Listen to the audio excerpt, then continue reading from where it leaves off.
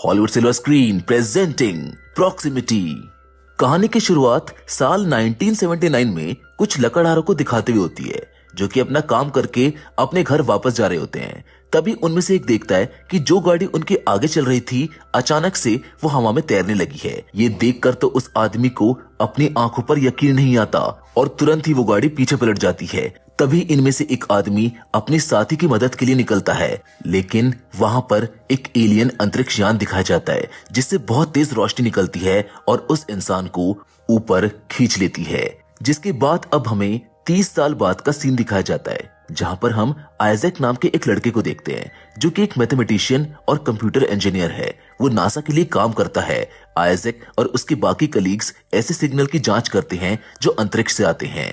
Isaac एक अकेला रहने वाला इंसान है। खैर आज जब वो अपने काम पर आता है तो देखता है कि एक अननोन सिग्नल इनको रिसीव हुआ है। इसमें कोई बड़ी बात नहीं है क्योंकि ऐसा अक्सर होता रहता है।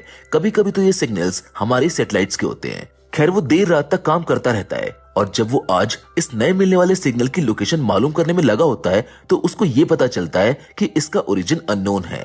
अब ये आइजैक के लिए कुछ नया है, इसीलिए इस डेटा को वो अपने साथ सेव कर लेता है। रात को छुट्टी के बाद वो अपने साइकाइट्रिस्ट से मिलने जाता है क्योंकि आइजैक के पिता गुजर चुके थे, जिसके सदमे से वो कभी बाहर ही नहीं निकल सका। उसकी साइकाइट्रिस्ट जो कि एक ओल्ड लेडी थी वो आइजैक को मशवरा देती है कि तुम ज्यादा किसी से मिलते नहीं हो और ना ही किसी से बात करते हो, इसलिए आज से तुम एक कैमरा लो और डेली अपनी वीडियो बनाओ। जो बातें तुम्हारे दिमाग में होती है जो तुम किसी से शेयर नहीं कर पाते हो उनको रिकॉर्ड कर लो। ये काफी असरदार थेरेपी है और बहुत से लोगों को इससे मदद मिली है, शायद तुमको भी मिल जाए। पहले तो आइजैक को इस बात पर हंसी आती है मगर अपनी हालत को देखते हुए वो मान जाता है। अगले ही दिन कैमरा लिए वो अपनी वीडियो बनाने लगता है। ऐसे ही दिन गुजरते गए जहां पर हम आगे देखते हैं कि एक दिन वो हाइक पर जाता है और वहां वो अपना एक व्लॉग बना रहा होता है कि तभी एक अजीब सी बात होती है। आसमान से एक मिट्योर नीचे गिर जाता है। अच्छी बात ये होती है कि ये शहर में ना गिर के जंगल में गिरता है। शहर से भी कुछ लोग इसको देख लेते हैं, लेकिन आइजैक इसके पास सबसे पहले जाता है। ठीक उसी समय वहां पर मिलिट्री वाले और फाइटर जेट्स पहुंच जाते हैं। आइजैक उनसे छुपता हुआ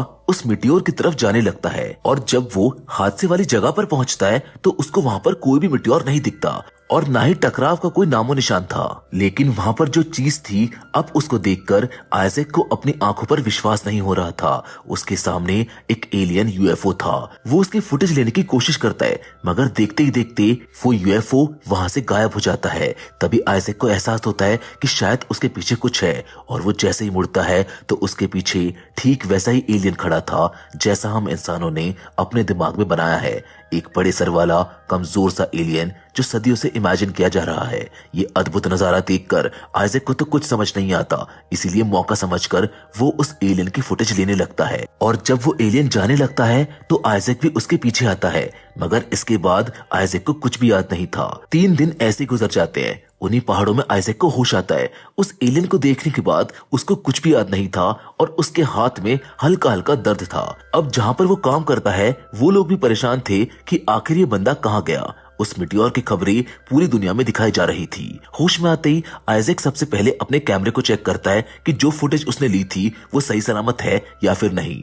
मतलब जो उसने देखा वो बिल्कुल सच था, उसका कोई सपना नहीं था। जिसके बाद वो घर आ जाता है जहां पर उसको कुछ अजीब महसूस होता है। वो अपने टीवी को छूता है तो उसका हाथ उसके आर पार चला जाता है। जब वो गौर से किसी चीज को देखता है तो वो चीज गायब हो जाती है और कुछ ही सेकंड के बाद वो वापस से आ जाती है।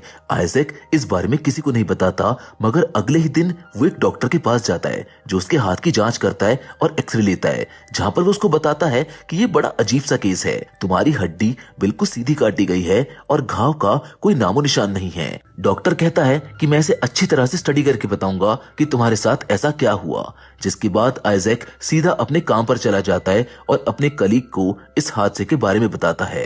ये साबित करने के लिए कि अब उसमें कुछ शक्ति आ गई हैं, वो एक ग्लास को टेबल पर रखता है और अपने दिमागी शक्ति से उसको गायब कर देता है। मगर समस्या ये थी कि वो ग्लास सिर्फ आइजैक के लिए गायब हुआ था, उसके दोस्त के लिए नहीं। ये बात आइजैक को बिल्कुल समझ नहीं आती, इसीलिए वो उस फुटेज को दिखाता है और बताता है कि ये मेरे साथ हुआ और ये बिल्कुल रियल है, कोई मजाक नहीं है। उसका साथी रॉब उसको समझाता है कि तुम इस बात को सीक्रेट ही रखो, मगर आइजैक उसकी एक नहीं सुनता क्योंकि वो दुनिया वालों को दिखाना चाहता था। इसीलिए वो उस फुटेज को इंटरनेट पर अपलोड कर देता है। अगली सुबह जब वो उठता है तो वीडियो लाखों लोग देख चुके होते हैं। कुछ तो एलियंस को मानते हैं, मगर बहुत से लोग इसको बस एक मजाक समझ रहे थे। आइजैक को टीवी चैनल से कॉल आता है। वो उसे एक इंटरव्यू पर बुलाना चाहते थे। आइजैक को बहुत खुशी होती है कि शायद लोग उसका यकीन करेंगे, मगर ऐसा होता नहीं है। लोग अब उसको एक धोखेबाज समझ रहे थे जिसने फेम के लिए एक झूठी वीडियो बनाई थी और लोगों को गुमराह करने के लिए उसमें ये बताया कि एलियन उसको ले गए थे। फिर जब आइजैक उस इंटरव्यू के लिए जाता है तो वहां की होस्ट आइजैक से ऐसे अजीब अजीब सवाल करने लगती है जिससे ये लगता है कि ये सब आइजैक ने बस अटेंशन पाने के लिए किया था। वो पूछती है कि कितनी अजीब बात है ना आइजैक, जब एलियन ने तुमको अबडक्ट किया तब तुम्हारे पास कैमरा भी था। आइजैक समझाने की कोशिश करता है कि असल में उसके साइकियाट्रिस्ट ने ऐसा करने को कहा था, मगर आइजैक पर कोई भी विश्वास नहीं करता। घर आने के बाद वो बहुत परेशान था क्योंकि इंटरनेट पर उसको काफी ट्रोल किया जा रहा था। वो चाहता था कि कोई उसकी बात पर विश्वास करे, उसकी मदद करे। इसीलिए अब वो ऐसे लोगों को ढूंढने लगा जो ये दावा करते हैं कि उनको एलियन ले गए थे। और उसको एक लड़की मिलती है जिसका नाम सैरा होता है। वो उससे मिलने की रिक्वेस्ट करता है जिस पर वो मान जाती है। दोनों एक रेस्टोरेंट में मिलने वाले थे। अब उसके आने से पहले भी आइजैक को ऐसा ही लग रहा था जैसे वो अपने दिमागी शक्ति से चीजों को हवा में उड़ा सकता था।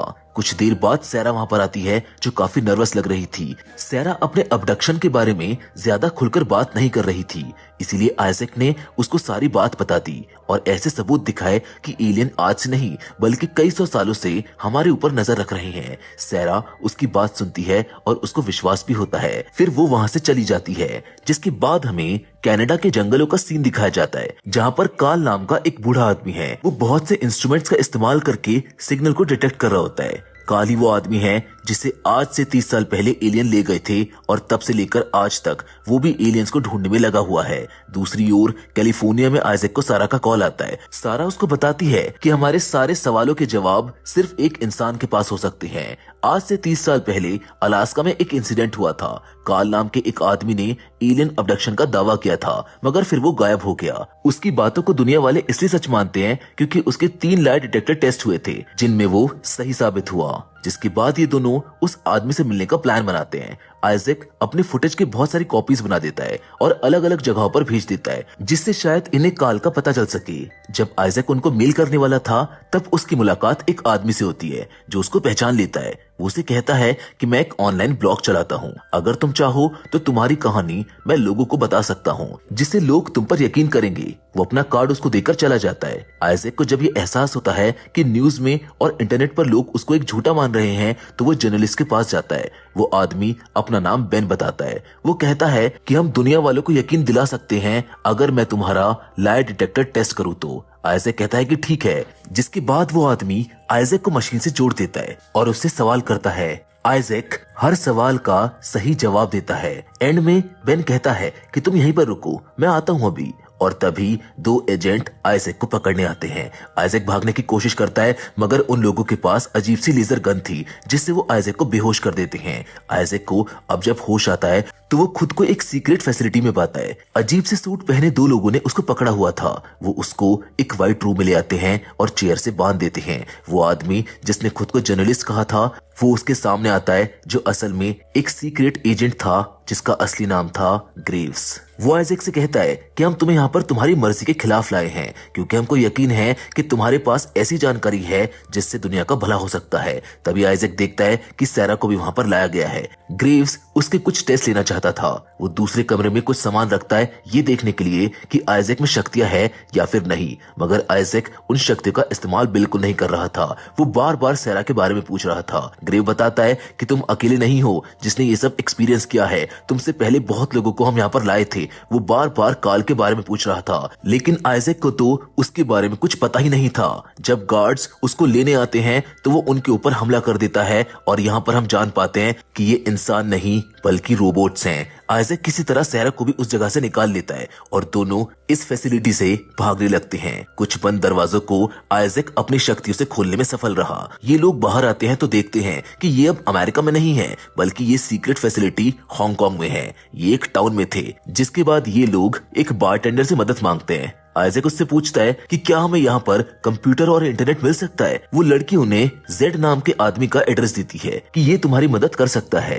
10 किलोमीटर जाने के बाद इनको जेड मिलता है। वो आइजैक से नाम पूछता है। असली नाम बताने पर वो उसकी मदद के लिए तैयार हो जाता है, लेकिन तभी उस फैसिलिटी के रोबोट्स इनको पकड़ने आ जाते हैं। जेड इनके बारे में जानता था, इसीलिए वो सैरा और आइजैक की मदद करता है और उन्हें अपनी सीक्रेट लोकेशन पर ले जाता है, जिसको ट्रैक करना नामुमकिन था। आइजैक जेड से कहता है कि हमें यहाँ पर जबरदस्ती लाया गया है। खैर बाद में दोनों मिलकर काल की लोकेशन मालूम करते हैं, जो कि ब्रिटिश कोलंबिया कनाडा में था। उसका केबिन आबादी से बहुत दूर था, जिसका कंप्यूटर हैक करके आइजैक उससे बात कर पाता है। कुछ दिन पहले आइजैक को जो सिग्नल रिसीव हुए थे, जिसको वो नॉर्मल समझ रहा था, असल में वो इन एलियंस के सिग्नल थे। काल को वो बताता है कि मुझको एक सिग्नल रिसीव हुआ था, जिस पर काल उसे कहता है कि वो सिग्नल मुझको भेजो, क्योंकि सिर्फ काल ही इकलौता इंसान था जो इन एलियंस की भाषा को ट्रांसलेट कर पाता था। आइजैक वो सिग्नल उसको भेजता है, मगर इसके बाद काल अपने कंप्यूटर को ऑफ कर देता है और इन लोगों का संपर्क टूट जाता है। अब अगर इन्हें जवाब चाहिए तो इन्हें मिलना होगा काल से। आइजैक सारा को समझाता है कि अगर मैंने ये सब यहीं पर छोड़ दिया तो मैं पागल हो जाऊंगा। हर दिन उठकर मैं खुद से यही सवाल करता रहूंगा कि वो सब क्या था, इसीलिए मैं सच जानना चाहता हूँ। मैं उस आदमी से मिलना चाहता हूँ, क्या तुम मेरा साथ दोगी? जिस पर सैरा मान जाती है। ये लोग अब कनाडा जाने वाले थे और जेड भी इन्हें ज्वाइन करता है। वो एजेंट्स भी अब इनके पीछे थे। अब अलग अलग रास्तों से ये कनाडा जाने लगते हैं, कहीं प्लेन तो कभी पोर्ट से, ताकि पकड़ी न जाए। इस सफर में आइजैक और सैरा के बीच गहरी दोस्ती भी हो जाती है और जेड को तो बस अपनी क्यूरियोसिटी यहाँ पर लाई थी। एक दिन जब ये ट्रेन में सफर कर रहे होते हैं तो वो दोनों रोबोट्स इन्हें पकड़ने आते हैं। ये लोग उनको चकमा देने की कोशिश करते हैं, मगर फिर भी ये रोबोट्स उनको पहचान लेते हैं, जिसके बाद अपनी जान बचाने के लिए ये उन रोबोट्स को ट्रेन से नीचे फेंक देते हैं। फाइनली ये लोग ब्रिटिश कोलंबिया पहुंच जाते हैं। सब एक वैन में लोकेशन पर जाते हैं, जो इनके हिसाब से काल का ठिकाना हो सकता है। कुछ घंटों के बाद ये एक जंगल में पहुंच गए और सामने ही एक केबिन था। तभी काल गन लिए बाहर आता है, मगर आइजैक उसको बता देता है कि मेरा नाम आइजैक है, वो एलियन सिग्नल मैंने ही तुमको भेजा था। जिसके बाद वो एक मशीन हाथ में लिए इनके ट्रैकिंग डिवाइसेस को बंद कर देता है और कहता है कि ये ट्रैकिंग डिवाइसेस एजेंट्स ने नहीं लगाए हैं, ये ट्रैकिंग डिवाइसेस उन एलियंस ने लगाए हैं। फिर वो इन लोगों को अंदर आने देता है और बताता है कि तुम लोगों ने जो सिग्नल भेजा था वो मैंने डिकोड कर दिया है। उसके हिसाब से एलियंस अगले 5 दिनों में फिर से हमारे साथ संपर्क करेंगे। कैसे ये नहीं पता, मगर उसमें यही लिखा था। ये लोग काल और उसकी मशीनों के बारे में काफी कुछ जान लेते हैं। काल के हिसाब से वो दुश्मन नहीं है, शायद उनके आने का मकसद कुछ और है, जिसको वो शायद आज तक जान नहीं पाए। वो अपने अबडक्शन की कहानी भी इनको सुनाता है। 2 दिन के बाद जब आइजैक को कुछ फील हुआ तो वो जंगल की तरफ भाग जाता है और वहाँ उसका सामना होता है उसी एलियन से। इस बार आइजैक इतना डरा हुआ नहीं था। वो उससे पूछता है कि आखिर तुम हमसे क्या चाहते हो, जहाँ से अचानक से सीन शिफ्ट होता है और हमको काल का घर दिखाया जाता है, जहाँ पर 2 एलियंस और ये लोग एक कमरे में बैठे हुए थे। टेबल पर एक मशीन पड़ी थी जो इन्हें एलियंस की भाषा ट्रांसलेट कर रही थी। एलियन बताता है कि हमारी सभ्यता इंसानों से काफी आगे है, हम इस यूनिवर्स की शुरुआत के सबूत ढूंढ रहे हैं, मगर वो आज तक हमको नहीं मिले, क्योंकि हमने एक ऐसे इंसान का डीएनए लिया जिससे हमें यूनिवर्स का राज मालूम हो सकता है। वो आइजैक को एक विजन दिखाता है। उस विजन में वो जीसस क्राइस्ट को देखते हैं। असल में वो जीसस के डीएनए की तलाश में आए थे। फिर सैरा पूछती है कि हमारे हाथों में दर्द क्यों होता है, जिस पर वो एलियन बताता है कि हमने इसमें ट्रैकिंग डिवाइस रखा है। अब एक आधुनिक एलियन मशीन की मदद से वो सैरा के हाथ से उस ट्रैकिंग डिवाइस को निकाल लेते हैं। सैरा का हाथ अलग हो जाता है, मगर उसको दर्द महसूस नहीं होता। इतने में ही एजेंट ग्रेव्स अपनी सेना लिए वहाँ पर पहुंच जाता है। असल में उसकी और काल की दुश्मनी पुरानी थी। काल इनको रोकने बाहर आता है, मगर उसको शूट कर दिया जाता है। एलियन आइजैक के हाथ से उस ट्रैकिंग डिवाइस को निकाल लेता है और फिर उसको कहता है कि अपनी शक्ति का इस्तेमाल करके वो बड़ी आसानी से यहाँ से निकल सकता है। इसीलिए जब वो अब अपने दिमाग पर जोर डालता है तो वो खुद को और अपने साथियों को अदृश्य कर देता है। एजेंट्स उसको देख नहीं पाते। एलियन काल को जिंदा कर देते हैं, जबकि अंत में एजेंट ग्रेव्स देखता है कि वो एलियन अंतरिक्षयान पृथ्वी से चला गया है। कुछ महीने बाद हमें ये दिखाया जाता है कि आइजैक और सैरा एक साथ रहने लगे हैं, जो काफी खुश हैं, और जेड और काल एक स्पेस कंपनी के लिए काम कर रहे हैं, जिसके साथ ये फिल्म यहीं पर खत्म हो जाती है। हम उम्मीद करते हैं कि ये बेहतरीन साइंस फिक्शन आपको पसंद आई होगी। बाकी फिलहाल तो आज की वीडियो में बस इतना ही, लेकिन हम फिर से जरूर मिलेंगे, और वो भी एक और नई इंटरेस्टिंग कहानी के साथ। लेकिन तब तक के लिए धन्यवाद।